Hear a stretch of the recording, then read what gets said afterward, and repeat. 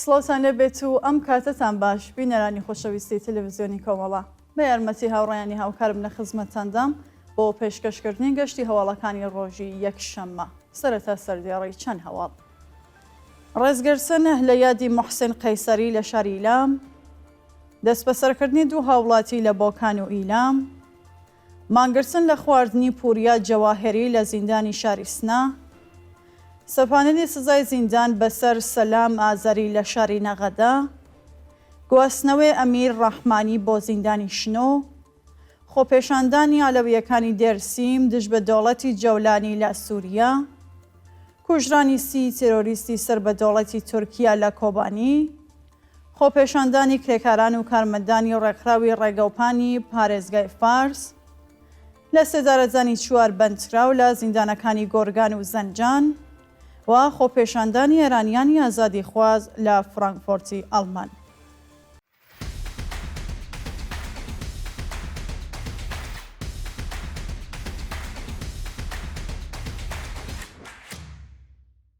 ڕێزگرتن لە یادی موحسین قەیسەری لە شاری ئیلام. ڕۆژی شەممە 15 بەفرانبەر بنەماڵی هەمیشە زیندوو موحسین قەیسەری هاوڕێ لەگەڵ بنەماڵە دادخوازەکانی پارێزگای ئیلام لەسەر مەزاری ئەو گیانبەخت کردووە کۆبوونەوە. ڕۆژی ڕابردوو هاوکات لەگەڵ ساڕۆژی لەدایکبوونی موحسین قەیسەری بنەماڵە دادخوازەکانی ئیلام لەسەر مەزاری ئەو گیانبەخت کردووە کۆبوونەوە و پەیمانیان لەگەڵ هاوسەکانی نوێ کردەوە. برای موحسین لەو کۆبوونەوەدا ڕایگەیاند: برای خۆشەویستم، ناوت لە مێژوودا پایدارە، لەسەر مەزارت کۆبووینەتەوە تا پێت بڵین کۆتایی ئەو ڕێگایەی گرتە بەر ئازادی، شکۆمەندی و سەربەرزی ملەتی ئێرانە. موحسین قەیسەری تەمەن 32 ساڵە ڕۆژی سی خەرمانانی 1401 هاوکات لەگەڵ ناڕزایەتیەکانی شۆڕشی ژینان لە شاری ئیلام بە تەقەی هێزەکانی ڕژیمگیانی بەخت کرد. دەست بەسەرکردنی دوو هاوڵاتی لە بۆکان و ئیلام. ڕۆژانی دووشەممە و شەممە 3 و 15 بەفرانبەر دوو شارۆمەند بەناوەکانی حەسەن ئاهار و مەسعود نەزەرنیە لەلایەن هێزەمەندیەکانەوە دەست بەسەر کراون. بە پێزانیاریەکان ئێدارەی ئیتڵاعاتی ئیلام ڕۆژی شەممە هێرشی کردوتە سەر ماڵی مەسعود نەزەرنیە و ئەو شارۆمەندەی بە بیانووی دانانی ستۆریەکی ئینستاگرامی دەست بەسەر و بۆ شوێنێکی نادیار گواستوەتەوە. لە لایەکی دیکەوە ڕۆژی 3 بەفرانبەر هاوڵاتیەکی خەڵکی بۆکان بە ناوی حەسەن ئاهار تەمەن 45 ساڵ و خێزاندار بەبێ بەڵگەی قەزایی لەلایەن ئێدارەی ئیتڵاعاتەوە دەست بەسەر و بۆ شوێنێکی نادیارە ڕاگوێزراوە. مانگرتن لە خواردنی پوریا جەواهێری لە زیندانی شاری سنا. پوریا جەواهێری لە بەندکراوانی شۆڕشی ژینە دژ بە ناڕوونی چارەنووسی لە زیندانی سنەمانی لە خواردن گرتووە. پوریا جەواهێری لە سەردەمی شۆڕشی ژینە بە تۆمەتی کوشتنی بەسیجیەک لە شاری کامێران دەست بەسەر کرا. ئەو بەندکراوە سیاسیە سەرەتا بە ئەندامەتی حزبێکی نەیارەکانی ڕژیم تۆمەتبەر و بە محارەبە مەحکوم کرا. پارێزەرانی ئەو بەندکراوە چەندین بەڵگەیان ڕادەستی دادگا کرد و ڕایانگەیاند کە لە کاتی کوژرانی ئەو بەسیجیە پوریا لە گوندی تیلەکۆ سەرقاڵی کرێکاری بووە. ڕۆژی 15 ڕێزبەری 1402 پوریا جەواهێری لە تۆمەتەکانی محارەبە، تەبلیغ دژی نیزام و ئەندامەتی لە گروپە دژبەرەکانی ڕژیم بێتاوان ناسێندرا و قەراری کەفاڵەتی 50 ملیۆن تمەنی بۆ دەرچوو. لەو کاتەوە و بەندکراوە سیاسیە بەلا تەکلیف لە زیندان ماوەتەوە و ڕۆژی ڕابردوو لە ناڕزایەتی بە دژایەتی ئێدارەی ئیتڵاعات لەگەڵ ئازادکردنی مانی لە خواردن گرتووە. سەپاندنی سزای زیندان بەسەر سەلام ئازەری لە شاری نەغەدا.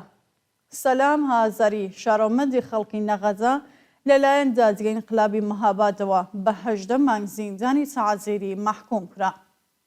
سەلام ئازەری ڕۆژی 27 خەزەڵوەری ئەمساڵ لەلایەن هێزەکانی حکوومەتەوە لە شوێنی کارەکەی لە شاری نەغەدا دەست بەسەر و پاش پشکنینی ماڵەکەی بە دانانی وەسیقەی 2 ملیارد تمەنی ئازاد کرا. لە ڕۆژانی ڕابردوودا ئەو شارۆمەندە لەلایەن لەقیەکی دادگای ئینقلابی مەهابادەوە بە تۆمەتی ئەندامەتی لە یەکێک لە حەزبە نەیارەکانی ڕژیم بە 12 مانگ زیندان و بە تۆمەتی تەبلیغ دژی نیزام بە 6 مانگ زیندانی تەعزیری محکوم کرا. گواستنەوەی ئەمیر ڕەحمانی بۆ زیندانی شنۆ. ڕۆژی شەممە 15 بەفرانبار هەمیر ڕەحمانی شارۆمەندی خەڵکی شنۆ بە مەبەستی تێپەڕکردنی ماوەی بەندکرانی دەست بەسەر و بۆ زیندانی ئەو شارە ڕاگوێزرا. ئەمیر ڕەحمانی ڕۆژی 28 ڕەشەمەی ساڵی 1402 لەلایەن هێزە ئەمنیەکانەوە دەست بەسەر و بۆ گرچوخانەی ئەو ناوەندە ئەمنیەتیە لە شاری وەرمێ ڕاگوێزرا. ناوبراوە پێشینەی دەست بەسەرکرانی لە سەردەمی شۆڕشی ژیناش هەیە و لەلایەن جادگەی انقلابی شنۆ بە تۆمەتی ئەندامەتی لە یەکێک لە حەزبە نەیارەکانی ڕژیم و تەبلیغ دژی نیزام بە 3 ساڵ زیندانی تەعلیقی، 1 ساڵ زیندانی تەعزیری و 40 ملیۆن تمەن جەریمەی ماڵی مەحکوم کراوە. خۆپێشاندانی ئەلەویەکانی دێرسیم دژ بە دەوڵەتی جەولانی لە سووریا. ئەلەویەکانی باکووری کوردستان لە شاری دێرسیم ڕۆژی شەممە 15 بەفرانبار دژ بە شکنجە و ئازاری ئەلەویەکانی سووریا ڕۆژانە سەر شەقام و دژ بە حکوومەتەکەی محەممەد جەولانی لە سووریا دروشمیان بەرز کردەوە. بە پێوەڤێنانەی لە تۆڕە کۆمەڵایەتیەکان بڵاوکراوەتەوە چەکدارانی حکوومەتی نوێ سووریا دەستیان کردووە بە پاکساوی نێژادی ئەلەویەکانی سووریا و وێڕای داگیرکردنی داراییەکانیان بە سەدان کەسیان دەست بەسەر و شکنجە کردووە. ڕۆژی ڕابردووە ئەلەویەکانی باکووری کوردستان بۆ پشتیوانی لە هاوکێشەکانیان لە سووریا ڕۆژانە سەرشەقام و دژ بە دەوڵەتی تازەی سووریا و حکوومەتەکەی محەممەد جەولانی دروشمیان بەرز کردەوە. کوژرانی 30 ترۆریستی سەر بە دەوڵەتی تورکیا لە کۆبانی. ڕۆژی شەممە 15 بەفرانبار گروپە ئیسلامگەرەکانی سەر بە دەوڵەتی تورکیا بە پشتیوانی تۆپخانە و فڕۆکەی جەنگی هێرشیان کردە سەر منبج و کۆبانی و دەیان کەسیان لێ کوژرا. بە وسەی فەرماندەیی شۆرای نیزامی منبج لە شەڕ و پێکدادانەکانی ڕۆژی ڕابردوودا چەندین ئۆتۆمۆبیلی سەربازی تێرۆریستان و چەند زرێپۆش و تانکی تورکیا لەلایەن شێربانانەوە لەناوبراوە و بەدەیان تێرۆریستی جیهادی کوژراون و بریندار بوون. لە مەحوەری بەنداوی تەشرین بە هەمان شێوە شێربانانی سووریای دموکراتیک گورزی کوشندەیان لە تێرۆریستان وەشاند و کەلاکی دەیان چەکداری سوڵتان موراد پاش پاشەکشەکەیان لە دەوروبەری بەنداوەکە بەجێماوە. لە هەواڵێکی دیکەدا 3 منداڵی خەڵکی دەیرە زۆر بەهۆی تەقینەوەی مینی بەجێماوی داعش بە سەختی بریندار بوون. خۆپێشاندانی کرێکاران و کارمەندانی ڕێکخراوی ڕێگەوبانی پارێزگای فارس. ڕۆژی شەممە 15 بەفرانبار کرێکاران و کارمەندانی ڕێکخراوی ڕێگەوبانی ئۆستانی فارس دژ بە دۆخی خراپی پیشەوی معیشەتی کۆبوونەوە.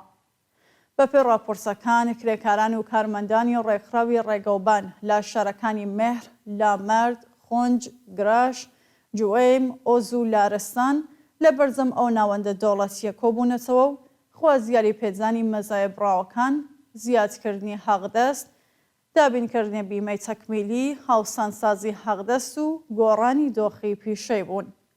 ناڕازیان ڕایانگەیان تا ئەو کاتێ دەوڵەت داخوازیەکانیان جێبەجێ دەکات مان دەگرن و ناشنە سەرکارەکانیان. درێژەی ناڕزایەتی کرێکاران لە شارەداری تەبەس. ڕۆژی شەممە 15 بەفرانبار کرێکارانی شاغڵ لە شارەداری تەبەس بۆ چەندەمین ڕۆژی بەردەوام دژ بە نەدەنی داخوازیەکانیان دەستیان لە کارکێشایەوە و لە بەردەمە و ناوەندە کۆبوونەوە. کرێکارانی شارەداری تەبەس ماوەی 3 مانگە حەقدەستیان وەرنەگرتووە و داوای پەرداختی پاداشت و 2 مانگ ئیزافەکاری دەکەن. کرێکاران دەڵێن بەهۆی نەدانی حەقی بیمەکانیان با ڕێکخراوی تەمین اجتماعی تووشی کێشە بوون و ناتوانن سەردانی ناوەندە دەرمانیەکان بکەن. پەیوەستبوونی بەندکراوانی سیاسی زیندانی ڕاهمۆرز بە کارزاری نابۆ ئەعدام. ڕۆژی شەممە 15 بەفرانبار بەندکراوانی سیاسی زیندانی ڕاهمۆرز لە بەیاننامەیەکدا پەیوەستبوونی خۆیان بە کارزاری 3 شەمانەی نابۆ ئەعدام ڕاگەیاند. کارزاری نابۆ سێدارە لە مانگی بەفرانباری ساڵی 1402 دەستی پێکردووە و تا بە ئەمڕۆستی بەندیخانەی ئێران پەیوەست بۆ کارزارە بوون.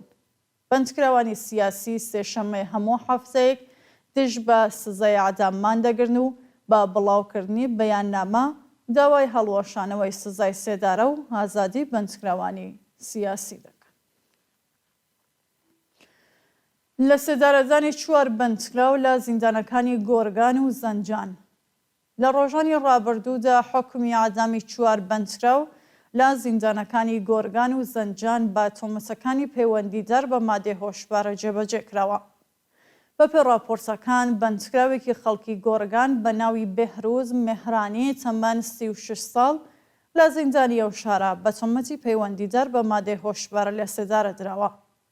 هەروەها 3 بەندکراو بەناوەکانی کەریم بەهمەنی تەمەن 37 ساڵ و خەڵکی تەورێز، مۆستەفا شاکری تەمەن 50 ساڵ و خەڵکی بوشێر و خۆسرۆ خۆدادادی تەمەن 34 ساڵ و خەڵکی ساری بە تۆمەتی بازرگانی بە مادەی هۆشبەر لە زیندانی زەنجان ئاعدام کراون. خۆپێشاندانی ئێرانیانی ئازادیخواز لە فڕانکفۆرتی ئەڵمان.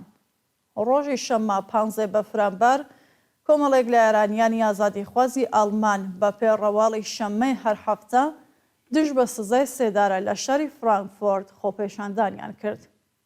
بەشداربوونیەوە چالاکیە بە بەدەستەوەگرتنی وێنەی قوربانیانی سەرکوتی کۆماری ئیسلامی وتنەوەی دروشم، خوازیاری هەڵوەشانەوەی سزای ئەعدام و ئازادی هەموو بەندکراوانی سیاسی بوون. خۆپێشاندەران بێدەنگی کۆمەڵگەی جیهانیان لە ئاز شەپۆلی ئادامەکان لە ئێران مایە شەرمی مرۆڤایەتی زانی و خوازیاری کاردانەوەی جدی نەتەوە یەکگرتووەکان و ڕێکخراوەکانی مافی مرۆڤ بەرامبەر بە جنایەتەکانی ڕێژی بوون. دووە هەواڵ درێژەی کۆمەڵکوژی فەلەستینیانی غەزە و خۆپێشاندانی دژبەرانی نێتانیاهو لە تەلاڤیڤ. ڕۆژی شەممە 15 بەفرانبەر سەدان شارۆمەندی ئیسرائیلی دژ بە دەوڵەتی ڕاستگەرای نێتانیاهو ڕۆژانە سەرشەقام و خوازیاری کۆتایی هێنان بە شەڕ بوون. هاوکات فڕۆکەکانی ئیسرائیل دەیان فەلەستینیان لە بردومانی غەزە کوشت و چەندین کەسیان بریندار کرد. بەپێی راپۆرتی وەزارەتی بەهداشتی فەلەستین لە هێرشەکانی ڕۆژی ڕابردوو ئیسرائیل بۆ سەر چەند ناوچە لە غەزە 6 پاسەوانی یارمەتیە مرۆییەکان و 30 فەلەستینی گیانیان لەدەستەوە. ڕێکخراوی جیهانی خۆراکیش ڕۆژی ڕابردوو بە بڵاوکردنی ڤیدۆیەک سەبارەت بە ئەگەری گیانلەدەستانی 300,000 فەلەستینی بەهۆی نەبوونی خۆراک و برسێتی هۆشداریدا و داوای لە ئیسرائیل کرد کۆتایی بە گەماڕۆی سەر باکووری غەزە بێنێت و ڕێگە بدات یارمەتیە مرۆییەکان بەدەست ئاوارەکانی غەزە بگات. هاوکات دژبەرانی نێتانیاهو لە تەلاڤیڤ بۆ جارێکی دیکە خۆپێشاندانیان کرد و خوازیاری کۆتایی هێنان بە شەڕ و دەست لە کارکێشانەوەی کابینەی ڕاستگەرای دەوڵەت بوون. بینەرانی خۆشەویست هەواڵەکانتان پێشکەشکرا هەر شاد و ئاسوودە.